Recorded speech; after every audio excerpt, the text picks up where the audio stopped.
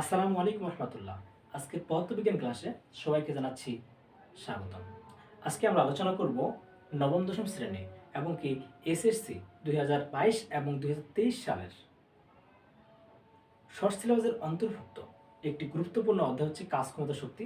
আজকে আমরা কাজ ক্ষমতা শক্তির একটি বোর্ড হচ্ছে দিনাজপুর বোর্ড, সেই দিনাজপুর বোর্ড নিয়ে আমরা কথা বলবো। এখানে দিনাজপুর বোর্ডের প্রশ্নটি ছিল এমন যে 500 গ্রাম ভরের একটি আম 10 মিটার উচ্চতায় একটি আম গাছে ঝুলছে। আমটি বিন্দুচ্যুত হয়ে 3 মিটার অতিক্রম করার পর কোনো স্থানে আটকে গেল। আমরা একটু আট করে নিই যে এটা হচ্ছে মূলত আম গাছ, ভূপৃষ্ঠ থেকে এটা হচ্ছে আম গাছ। এখানে মনে করি আমটা এখানে চলে আসছে, ঠিক আছে। যে 500 গ্রাম ভরের একটি আম, তাহলে আমটা কত? 500 গ্রাম, 10 মিটার উচ্চতা একটি আম গাছে ঝুলছে। তাহলে এই সম্পূর্ণ হচ্ছে কতটুকু? 10 মিটার। আমটি বিন্দুচ্যুত হয়ে 3 মিটার অতিক্রম করার পর কোনো স্থানে আটকে গেল। মনে করি সাপোজ এখানে বস্তুটা আটকে গেল, আমটা বরাবর কোথাও মনে করো জঙ্গল বা কিছু মনে করে এখানে আছে, এখানে আটকে গেল। এখন গণনা প্রশ্নটি বলছে আটকে পড়া অবস্থায় আমটির বিভব শক্তি নির্ণয় করো। তাহলে আমরা আগে এম লিখি। এখানে এম ইকুয়াল টু কত আছে? 500 গ্রাম। যেহেতু এটা গ্রামে আছে, আমাদের কি করতে হবে? কেজিতে করতে হবে, কারণ কি এসআই একক হচ্ছে কেজি। তাহলে এখানে এম ইকুয়াল টু কত? 0.5 কেজি। তারপর কি বলছে যে 10 মিটার উচ্চতা। আমরা জানি কি বস্তুটা যদি উপর থেকে নিচে বা নিচ থেকে উপরে যদি থাকে তাহলে কি কাজ করে? অভিকর্ষ ত্বরণ। সুতরাং অভিকর্ষ ত্বরণ জি ইকুয়াল টু কত? 9.8 ms ইনভার্স 2। তারপর কি বলছে যে এইচ আমরা জানি, আমরা মূলত কি জানি?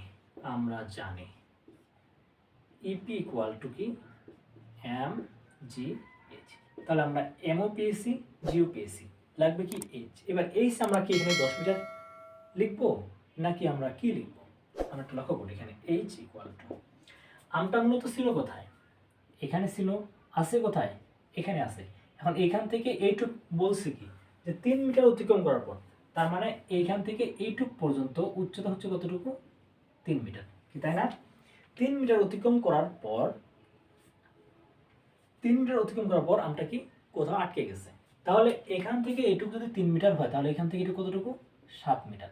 তাহলে আমরা কি জানি যে বিভব শক্তির ক্ষেত্রে বস্তুটা যেখানে আছে সেখান থেকে নিচের দিকের উচ্চতা। তাহলে বস্তুটা এখানে আছে, এখান থেকে ঠিক নিচের দিকে, মানে কতটুকু? 7 মিটার। তাহলে এখানে এইচ ইকুয়াল টু ইউজ করবো কতটুকু আমরা? 7 মিটার। তাহলে এম জি এইচ, এম বলতে 0.5, জি বলতে 9.8, এইচ বলতে কত? 7। তাহলে কত পাচ্ছি আমরা? 0.5 ইন্টু 9.8 ইন্টু 7, তাহলে পাচ্ছি কি? 34.3 জুল। এটা হচ্ছে আমাদের মূলত গ নম্বরের অ্যান্সার। এবার আসি আমরা ঘ নাম্বারটা খেতে। কি বলছে? আমটি বিন্দুযুক্ত হয়ে মুক্তভাবে ভূপৃষ্ঠে পড়লে শক্তির সংরক্ষণশীলতার নীতি অনুসরণ করবে কিনা। আমরা একটু ধরে নেই যে বস্তুটা মূলত এখানে ছিল, আমটা এখানে ছিল, এটাকে আমরা এ বিন্দু ধরি। আর এখানে আসে আটকে ছিল, এটাকে বি বিন্দু ধরি। আর এখানে পরে আসে পড়ছে সি বিন্দু ধরলাম আমরা এখানে, ঠিক আছে। তাহলে এ বিন্দু, বি বিন্দু এবং সি বিন্দু, এই তিনটা বিন্দুতে আমাদের শক্তি সূত্র মেনে চলতেছে কিনা আমরা এটা লক্ষ্য করবো। তাহলে আমরা এই বিন্দুতে আমরা কি জানি বস্তুটা যে এই বিন্দুতে আছে, তার মধ্যে ওইখানে যে শক্তিটা আছে, কি শক্তি আছে? সম্পূর্ণ কিন্তু কি আছে? বিভব শক্তি আছে, কারণ এই বিন্দুতে কোনো গতি নেই, মানে কি আমাদের কোনো বেগ নেই। তাহলে আমরা বলতে পারি এই বিন্দুতে, ঘ নম্বর, হ্যাঁ, তাহলে এই বিন্দুতে গতি শক্তি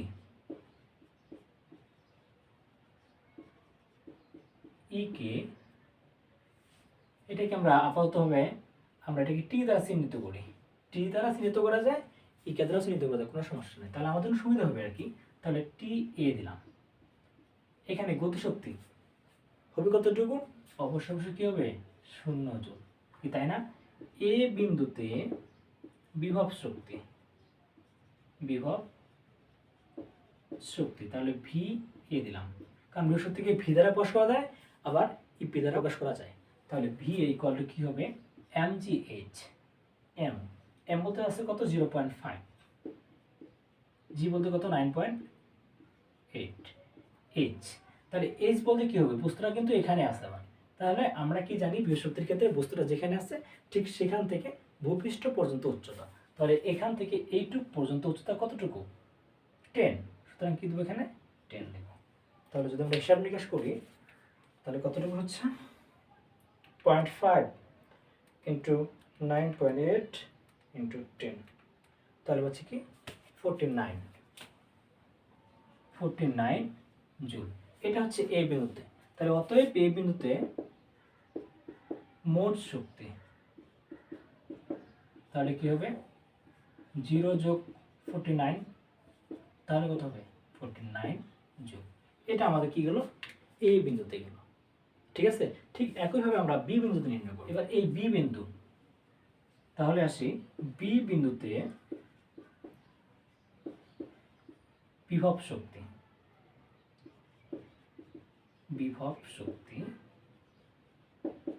ভি বি দ্বারা চিহ্নিত করলাম।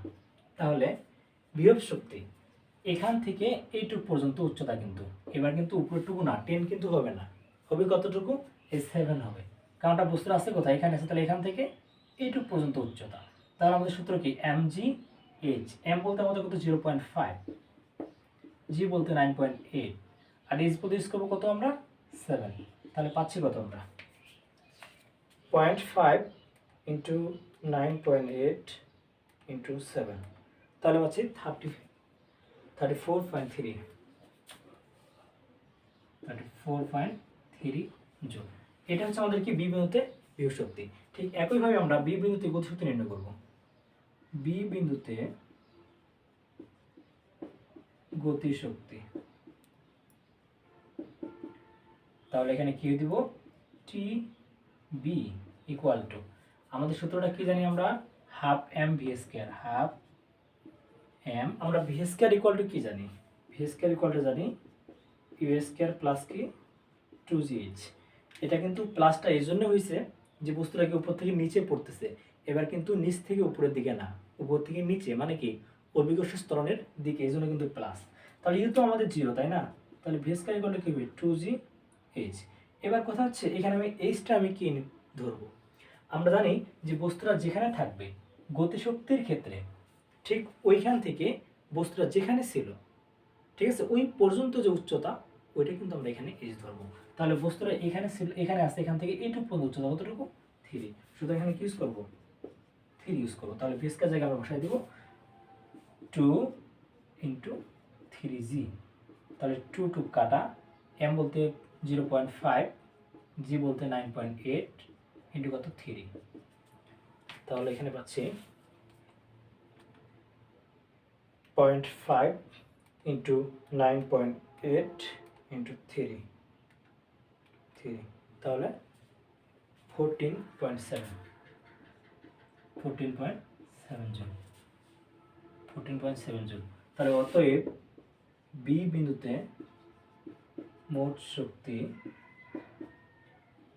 ইকুয়াল টু, তাহলে কত 14.7 যোগ 34.3, তাহলে কত পাচ্ছি আমরা 49 joule.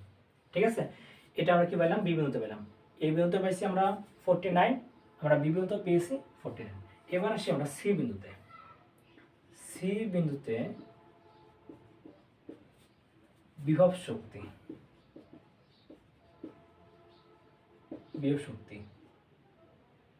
V C equal to, এখানে সি বিন্দুতে বস্তু কিন্তু এবার সি বিন্দুতে আছে, এর কি উচ্চতা আছে তাহলে, কারণ আমরা জানি উচ্চতা ক্ষেত্রে বস্তুটা যেখানে আছে সেখান থেকে নিচের দিকে উচ্চতা, যেহেতু নিচের দিকে কোনো উচ্চতা নেই, সুতরাং এখানে কিন্তু আমাদের বিভব শক্তি 0। তাহলে এখানে কি দেব 0 জুল। অতএব সি বিন্দুতে গতিশক্তি TC equal to half M V square. তাহলে এখানে হাফ এম বলতে আমাদের কত ছিল 0.5, আর ভি স্কয়ার ইকুয়াল টু আমরা কি জানি ইউ স্কয়ার প্লাস 2gh, এবার কিন্তু 2gh, h বলতে এবার কিন্তু এখান থেকে আমরা এই পর্যন্ত উচ্চতা আমরা ধরবো, কারণ বস্তুটা কিন্তু এবার এখানে আছে, আর ছিল কোথায় এখানে। আমরা গতিশক্তির বেলায় আমরা জানি বস্তুটা যেখানে আছে, ঠিক আছে, সেখান থেকে আগে যেখানে ছিল ওইটুকু পর্যন্ত, মানে একদম সর্বোচ্চ উচ্চতা পর্যন্ত তার দূরত্বটা। তাহলে এখান থেকে সর্বদা কতটুকু h বলতে এখানে কত 10, তাই না। তাহলে এখানে পাচ্ছি কত 2g ইন্টু কি 10, তাহলে 2 কাটা, তাহলে আমরা কি পাবো 0.5 9.8 গুণন হচ্ছে 10, তাহলে কত পাবো 49 জুল।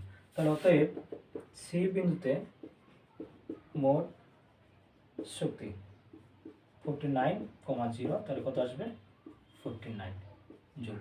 এটা মূলত আনসার। তাহলে আমরা বলতে পারি যে হ্যাঁ, যে আমটি বিন্দুযুক্ত হয়ে মুক্ত হয়ে ভূপৃষ্ঠে পড়লে সম্পূর্ণরূপে সংরক্ষণশীলতার নীতি অনুসরণ করে। কারণ আমরা এই বিন্দুতেও পেয়েছি আমরা 49, বি বিন্দুতেও পেয়েছি 49, সি বিন্দুতেও কি 49। এটাই মূলত হচ্ছে অ্যান্সার। যদি আমাদের এই ভিডিওগুলো ভালো লেগে থাকে তাহলে অবশ্যই like, comment, share and subscribe করে আরও নতুন নতুন ভিডিও, মূলত আমরা 2022 এবং 23 সালে, বিশেষ করে 2023 সালের জন্য আমরা ফিজিক্সের মূলত 4টা অধ্যায় করাবো ইনশাআল্লাহ। আমি বিশ্বাস করি এই 4টা অধ্যায়ের মধ্যে আমাদের যেহেতু 3টা অ্যান্সার করতে হবে, 3টা ইনশাআল্লাহ কমন পাবো, 4টাও আমরা পেতে পারি। ঠিক আছে? সো আমাদের নতুন নতুন ভিডিও পেতে চ্যানেলটি সাবস্ক্রাইব করে সাথে থাকুন। ধন্যবাদ সকলকে।